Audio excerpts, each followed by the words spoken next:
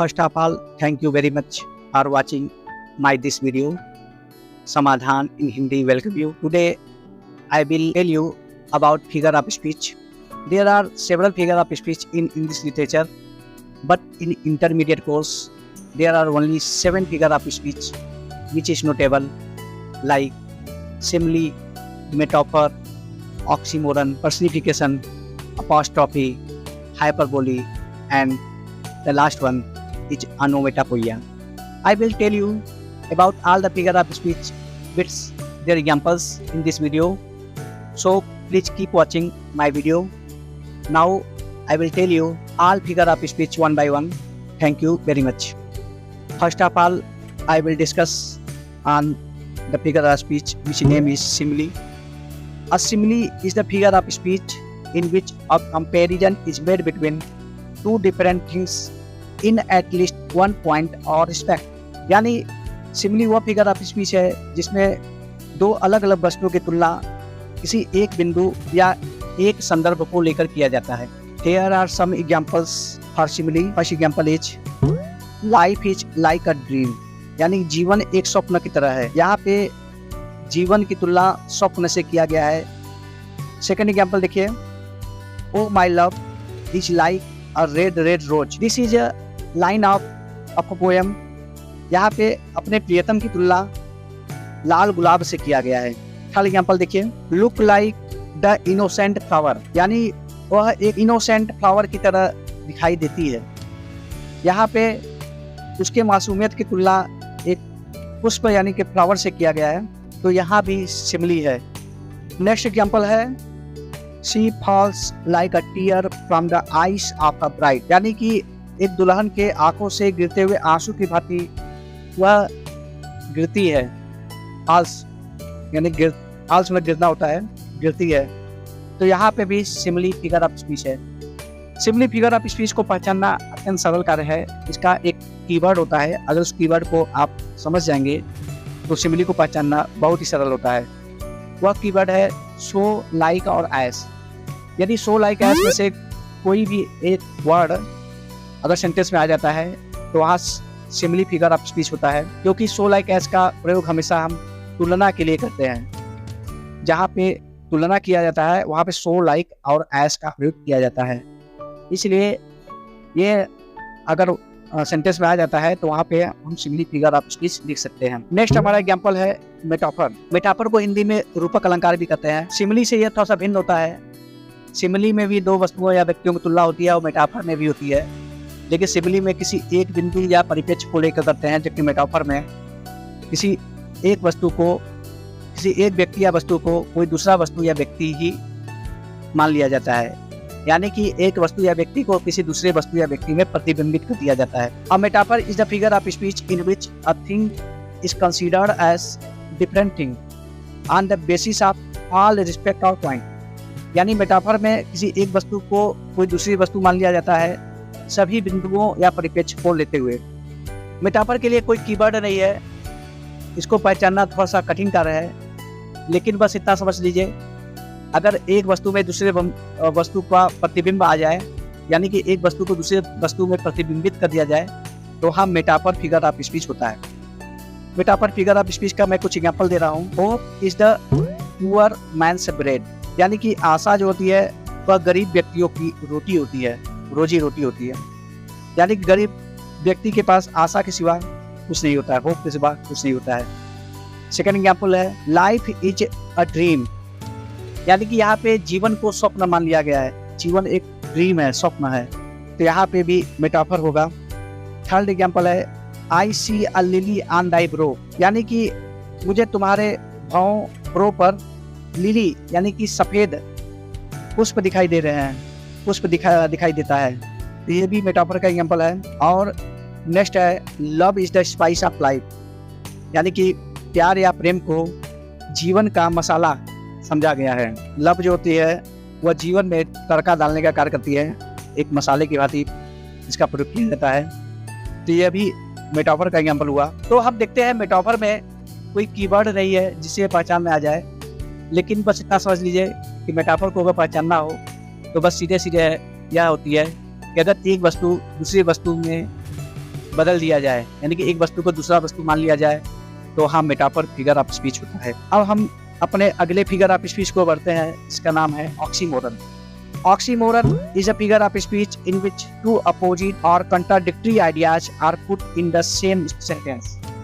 यानी कि ऑक्सीमोरन वह फिगर ऑफ स्पीच होते हैं जिसमें दो विरोध प्रकट करने वाले शब्दों को या किसी एक्सप्रेशन यानी कि भाव को एक साथ रख दिया जाता है, एक ही वाक्य में रख दिया जाता है। ऑक्सीमोरन के कुछ एग्जाम्पल मैं आपको देने जा रहा हूँ। लाइफ इज बिटर स्वीट, यानी कि जीवन एक कड़वा मिठास है। यहाँ बिटर भी है और स्वीट भी है, कड़वा भी है और मीठा भी है, यानी कि यहाँ पे दो कंट्राडिक्टरी वर्ड है, बिटर और स्वीट, इसलिए यहाँ पे ऑक्सीमोरन फिगर ऑफ स्पीच होगा। नेक्स्ट है this is an open secret, यानी कि यह एक खुला रहस्य है। यहाँ ओपन है और सीक्रेट है, ये दोनों कंट्राडिक्टरी वर्ड है, अपोजिट वर्ड है, क्योंकि कोई सीक्रेट होगा तो वो क्लोज होता है, ओपन नहीं होता, और अगर ओपन है तो सीक्रेट नहीं हो सकता, इसलिए ओपन सीक्रेट में ऑक्सीमोरन फिगर ऑफ स्पीच है। नेक्स्ट है fair is a foul and foul is fair, यानी कि फेयर को फाउल भी माना गया है और फाउल को फेयर माना गया है। यह दोनों अलग अलग चीजें हैं। फेयर मतलब होता है निष्पक्ष, और फाउल का अर्थ होता है बेईमानी करना। तो निष्पक्ष होना बेईमानी है या बेईमानी होना निष्पक्ष है, यह ऑक्सीमोरन का एग्जांपल है। नेक्स्ट है the more hash the less space, यानी कि जितना जल्दी हम करते हैं उतना ही कम गति होता है, यानी कि उतनी चाल कम होती है। यह भी विपरीत भाव है, क्योंकि जल्दी करने से स्पीड भी तेजी होना चाहिए, लेकिन यहाँ कह रहा है the more hash the less speed, यानी कि जितनी जल्दी करेंगे स्पीड उतनी ही कम होगी। तो यहाँ पे भी ऑक्सीमोरन फिगर ऑफ स्पीच है। अब हम नेक्स्ट फिगर ऑफ स्पीच की ओर बढ़ते हैं, जिसका नाम है apostrophe. An apostrophe is a direct address to the dead, absent और पर्सनिफाइड ऑब्जेक्ट और आइडियाज, यानी कि एपोस्ट्रोफी वो फिगर ऑफ स्पीच है जिसमें किसी मरे हुए व्यक्ति, अनुपस्थित व्यक्ति या कोई पर्सनिफाइड मानवीकृत विचारों को बुलाया जाता है, उसको डायरेक्ट एड्रेस किया जाता है। सिमिली के भांति एपोस्ट्रोफी को पहचानना भी बहुत अत्यंत सरल कार्य होता है, इसको आसानी से पहचाना जा सकता है, क्योंकि एपोस्ट्रोफी में डायरेक्ट एड्रेस होता है, इसमें किसी वस्तु या व्यक्ति को बुलाया जाता है, इसलिए यहाँ पे साइन ऑफ एक्सक्लेमेशन का प्रयोग होता है, यानी विस्मय बोधक चिन्ह का प्रयोग होता है। एपोस्ट्रोफी को हम विस्मय बोधक चिन्ह से पहचानते हैं, और अगर किसी लाइन में विस्मय बोधक चिन्ह आया है तो निश्चित रूप से वहाँ पे एपोस्ट्रोफी फिगर ऑफ स्पीच होता है। अब मैं आपको कुछ एग्जांपल देता हूँ। O Milton thou shouldst be living at this hour, यह एक पोएटिक लाइन है जो विलियम वर्ड्सवर्थ द्वारा लिखा गया है। यहाँ पे जॉन मिल्टन पोएट को बुलाया जाता है, यहाँ पे मिल्टन को एड्रेस किया गया है, इसलिए यहाँ एपोस्ट्रोफी है। सेकंड एग्जांपल देखिए, O world O life O time on which last step I climb, तो यहाँ पे वर्ड लाइफ और टाइम को बुलाया जाता है। यह पीपी शैली का एक पोयम है, एक लेमेंट है, जिसमें वर्ड लाइफ और टाइम को बुलाया जाता है। तो यहाँ पे भी एपोस्ट्रोफी फिगर ऑफ स्पीच है। नेक्स्ट है O Julius Caesar thou art mighty yet, यह विलियम शेक्सपियर का प्रसिद्ध नाटक जूलियस सीजर से लिया गया है।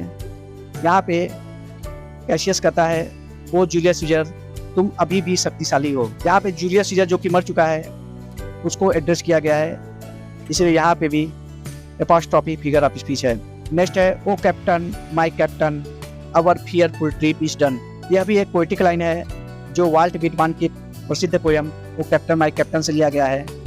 यहाँ पे कैप्टन अब्राहम लिंकन जो कि मर चुके हैं उनको बुलाया जाता है, इसलिए यहाँ पे भी एपोस्ट्रोफी फिगर ऑफ स्पीच है। इस प्रकार हम देखते हैं एपोस्ट्रोफी फिगर ऑफ स्पीच में किसी प्रकार की कोई कठिनाई नहीं होती है इसको पहचानने में। अगर विस्मय बोधक चिन्ह किसी पोएटिक लाइन या किसी पंक्ति में आती है तो वहाँ एपोस्ट्रोफी फिगर ऑफ स्पीच होता है।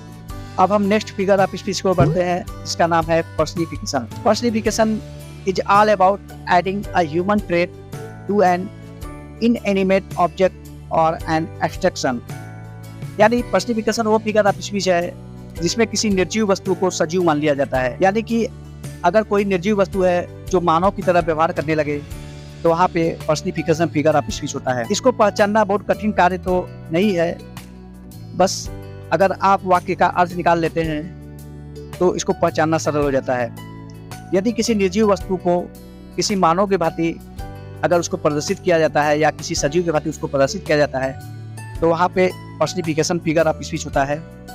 पर्सनिफिकेशन फिगर ऑफ स्पीच का अर्थ होता है मानवीकरण, यानी कि यहाँ पे मानव बनाया जाता है। सम एग्जाम्पल मैं अब आपके सामने प्रस्तुत करता हूँ। जैसे अ लाई हैज नो लेग्स, यानी कि झूठ के पैर नहीं होते। यहाँ पे लाई कोई व्यक्ति नहीं है जिसका पैर होगा, यहाँ पे लाई को पर्सनिफाइड किया गया है, इसलिए यहाँ पे पर्सनिफिकेशन फिगर ऑफ स्पीच है। नेक्स्ट एग्जाम्पल है authority forgets a dying king. Authority यानी कि जो स्वामित्व होता है, मलिकाना होता है, वह एक मरते हुए राजा को भूल जाती है। यानी कि अथॉरिटी उसी को पहचानती है जो प्रेजेंट टाइम में राजा होता है, वह भूतपूर्व राजा को नहीं पहचानती। यानी कि यहाँ पे अथॉरिटी को, जो कि एक निर्जीव वस्तु है, यहाँ पे अथॉरिटी को मानवीकृत की गई है, पर्सनिफाइड की गई है, इसलिए यहाँ पे पर्सनिफिकेशन है। नेक्स्ट एग्जाम्पल है death lays his icy hands on kings, यानी कि काल ने राजाओं को अपने ठंडे आगोश में ले लिया। यहाँ पे डेथ जो है पर्सनिफाइड किया गया है, इसलिए यहाँ भी पर्सनिफिकेशन होगा, क्योंकि डेथ कोई व्यक्ति नहीं होता है जो किसी को अपने ठंडे बाहों में ले ले। नेक्स्ट है लव इज ब्लाइंड, यानी कि प्यार या प्रेम अंधा होता है। यहाँ पे लव जो कि एब्स्ट्रैक्ट नाउन है, इसको भी यहाँ पे पर्सनिफाइड किया गया है, इसलिए यहाँ पे भी पर्सनिफिकेशन फिगर ऑफ स्पीच है। इस प्रकार हम देखते हैं कि यदि हम वाक्य का अर्थ निकाल लेते हैं तो पर्सनिफिकेशन को पहचानना अत्यंत सरल होता है। इसीलिए जब भी परीक्षाओं में अगर फिगर ऑफ स्पीच का नाम बताने के लिए आता है तो सबसे पहले उसका अर्थ निकालने का प्रयास करते हैं। यदि अर्थ निकल जाता है तो बहुत कुछ साफ हो जाता है। नेक्स्ट हमारा फिगर ऑफ स्पीच है जिसका नाम है हाइपरबोली। हाइपरबोली यानी कि इसको हिंदी में अतिशयोक्ति अलंकार कहते हैं। अ फार फैचेड over exaggerated description or sentence is called as hyperbole and is commonly used in jokes and making backhanded compliments।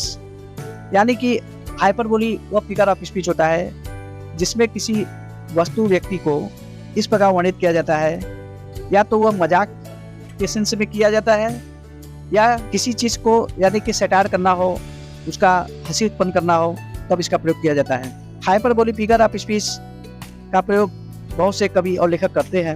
इसको पहचानने के लिए भी आपको सेंटेंस का अर्थ निकालना पड़ेगा, उसके बाद आप हाइपरबोली फिगर ऑफ स्पीच को आसानी से पहचान सकते हैं। कुछ मैं फेमस एग्जांपल दे रहा हूँ हाइपरबोली का, आप देखिए। All the perfumes of Arabia will not Sutton this little hand, यानी यह जो पंक्ति है यह मैकबेथ जो कि विलियम शेक्सपियर द्वारा रचित है, उनका एक प्रसिद्ध नाटक है, मैकबेथ से लिया गया है। इसमें कहा जाता है कि all the perfumes of Arabia will not Sutton this little hand, यानी कि अरब देश के पूरे परफ्यूम भी इस छोटे से हाथ को सुगंधित नहीं कर सकते। यहाँ पे यानी कि ये बताया गया है कि राजा डंकन की हत्या जो मैकबेथ द्वारा की जाती है वह इतना बड़ा पाप है कि अरब देश के पूरे परफ्यूम को भी अगर उसके हाथों पे छिड़क दिया जाए तो इस छोटे से हाथों को सुगंधित नहीं कर सकती। जबकि अरब देश का इत्र जो होता है वह बहुत ही सुगंधित होता है, अगर एक बूंद भी अगर छलक जाए तो पूरा कमरा महकने लगता है। लेकिन यहाँ पे देखिए बात को ऐसा लिखा गया है कि अरब देश के पूरे परफ्यूम भी इस छोटे से हाथ को सुगंधित नहीं कर सकते, तो निश्चित तौर पे यहाँ पे अतिशयोक्ति है, यहाँ पे हाइपरबोली है। नेक्स्ट एग्जाम्पल है Belinda smiled and all the world was gay. यह एक पोएटिक लाइन है जो अलेक्जेंडर पोप द्वारा रचित the Rape of the Lock से लिया गया है। यहाँ पे बिलिंडा जो एक नायिका है, जब वो मुस्कुराती है तो उसे मुस्कुराने मात्र से सारा संसार संचित आनंदमय हो जाता है। तो यहाँ एक सिंगल व्यक्ति के मुस्कुराने से पूरा संसार आनंदित होता है, यह भी अतिशयोक्ति है, इसलिए यहाँ पे भी हाइपरबोली फिगर ऑफ स्पीच है। Reverse of blood followed in the battlefield. युद्ध भूमि में खून की नदियाँ बहती है। यहाँ पे रिवर्स ऑफ ब्लड, तो खून की नदियाँ बनना भी एक मुश्किल कार्य है, ब्लड का रिवर बन जाए तो यह बहुत ही मुश्किल है, इसको भी अतिशयोक्ति बनाया गया है, इसलिए यहाँ पे भी हाइपरबोली है। She shed an ocean of tears. इस एग्जाम्पल में यह बताया गया है कि वह इतना रोई कि उसके रोने से आंसुओं का समुंदर आ गया, आंसुओं का सागर आ गया। तो यहाँ पे आंसुओं का सागर, जबकि आंसू जो होते हैं किसी व्यक्ति के नेत्र से जो निकलते हैं वह सागर का निर्माण कभी नहीं कर सकते, क्योंकि उसका जो निकलना होता है वो बहुत कम होता है, इसलिए यहाँ पे भी अतिशयोक्ति यानी कि हाइपरबोली है। अब हम अपने लास्ट फिगर ऑफ स्पीच को बढ़ते हैं, जिसका नाम है onomatopoeia. Onomatopoeia is used to replicate sounds created by objects, actions, animals and people. यानी ओनोमेटोपोइया वो फिगर ऑफ स्पीच होता है जिसमें किसी वस्तु, कार्य, किसी जानवर या किसी व्यक्ति के आवाज के बारे में वर्णन किया जाता है। यानी कि अगर किसी वाक्य में आवाज से संबंधित कोई वर्ड का प्रयोग किया गया है तो वहाँ ओनोमेटोपोइया होगा। ओनोमेटोपोइया को पहचानना भी सरल होता है, क्योंकि अगर आप साउंडिंग वर्ड को पहचान लेते हैं, यानी कि आवाज उत्पन्न करने वाले शब्दों को पहचान लेते हैं, तो वहाँ ओनोमेटोपोइया फिगर ऑफ स्पीच होता है। अब मैं कुछ एग्जाम्पल देता हूँ आपको। I hear lake water lapping with low sounds by the shore. यानी कि मुझे समुद्र तट से वाटर लैपिंग मतलब पानी के टकराहट की आवाज सुनाई देती है। तो यहाँ पे ओनोमेटोपोइया फिगर ऑफ स्पीच है, क्योंकि यहाँ पे वाटर लैपिंग यानी पानी के टकराने का शोर जो है, ठीक है, वह ध्वनि सूचक है, यानी कि ओनोमेटोपोइया फिगर ऑफ स्पीच है। The snakes are hissing and the bees are buzzing. यानी कि सांप जो है फुंकार कर रहे हैं और मधुमक्खियाँ झिलमिला रही हैं। यहाँ पे हिसिंग और बजिंग जो है ये साउंडिंग वर्ड है, इसलिए यहाँ पे भी ओनोमेटोपोइया फिगर ऑफ स्पीच है। नेक्स्ट है and beauty born of murmuring sound shall pass in her face. यह प्रसिद्ध लाइन है विलियम वर्ड्सवर्थ की एक कविता एजुकेशन ऑफ नेचर से लिया गया है। यहाँ मर्मरिंग साउंड यानी कि गुनगुनाता हुआ जो आवाज है, धीमी आवाज है, यहाँ पे भी ओनोमेटोपोइया है। नेक्स्ट एग्जाम्पल देखिए, the curfew tolls the knell of parting day. यानी कि यहाँ पे यह थॉमस ग्रे का एक poem from an elegy written in country churchyard से लिया गया है। यहाँ पे curfew tolls the knell of parting day, यानी कर्फ्यू या गिरजाघर की जो घंटी है वह संकेत करती है कि दिन की समाप्ति हो रही है। तो यहाँ पे भी टॉल्स साउंडिंग वर्ड है, यहाँ पे भी ओनोमेटोपोइया फिगर ऑफ स्पीच है। इस प्रकार इस वीडियो में हम लोगों ने देखा कि कुल 7 फिगर ऑफ स्पीच होते हैं, और 7 फिगर ऑफ स्पीच का मैंने आपको डेफिनेशन बताते हुए इसका मैंने एग्जाम्पल दिया आपको, और पहचानने का तरीका भी बताया। तो निश्चित तौर पे आपको यह समझ में आया होगा। I hope you like my this video very much. If you like it, please share it among your friends. And if you did not subscribe my channel Samadhan in Hindi, please subscribe it as soon as it is possible. And don't forget to press the bell icon, because it is a bell icon which tell you about the new updates of my videos. Now I end my video. Thank you very much.